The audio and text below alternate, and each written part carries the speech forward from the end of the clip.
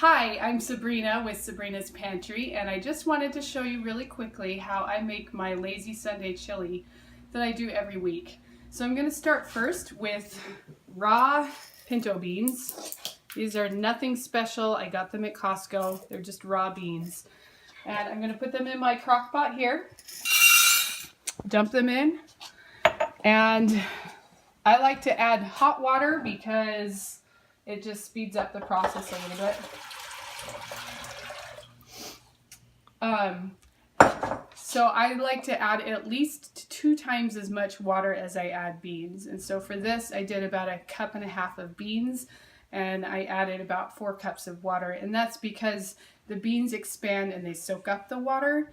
And also I lose water just in the process of it cooking. So we're going to turn our crock pot to high and let it cook for about 3 or 4 hours, and then add the rest of the ingredients later.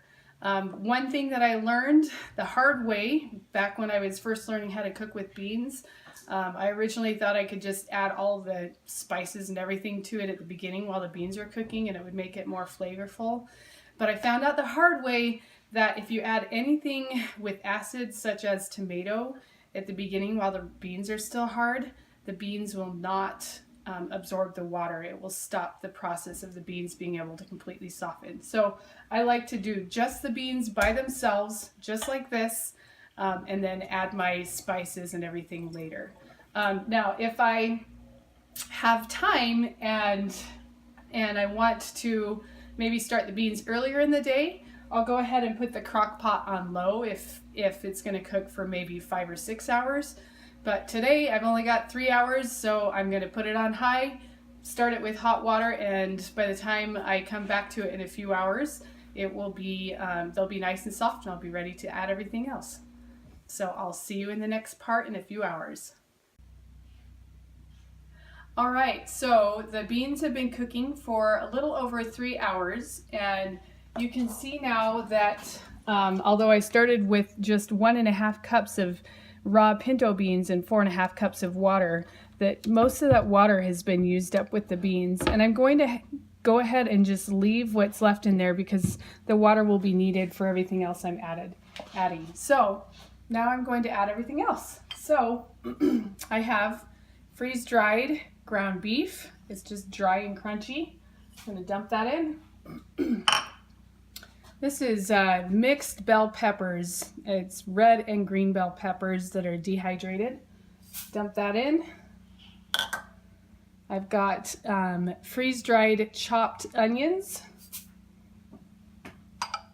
freeze-dried green chili peppers, and one of my favorites, this is freeze-dried tomato powder. And I love this because it adds tomato flavor and it helps thicken it and really bring out the richness of the flavor.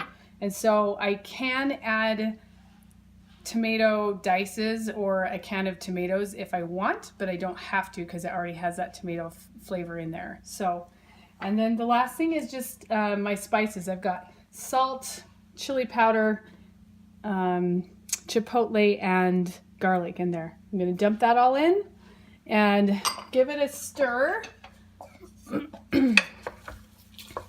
And once I stir it around, if it looks like it's needing more liquid, I will go ahead and add more liquid. It looks like it could probably use more, but it kind of soaks up the liquid that's in there. So I'll keep adding liquid as needed to get to the texture that I want it to. And though it's not required, because the freeze-dried meat and everything really don't need all that much time, we could go ahead and serve this like in 10 minutes if we wanted to. But what I like to do is let this sit and let the flavors really soak into the beans there. And meanwhile, I bake potatoes, and we have chili on top of our baked potatoes. So this is my Sunday dinner tradition. It's been going on since I was a kid, and it's so easy, I just kept it going. So we'll add this, but like I said, if you wanted to make like a pot of chili to eat, I would suggest probably adding a can of tomatoes to it if you want, or you can just leave it as is and just add a little bit more water as needed. So that's it. It literally takes like 2 minutes to prepare and super easy and fast and delicious. Have a great day.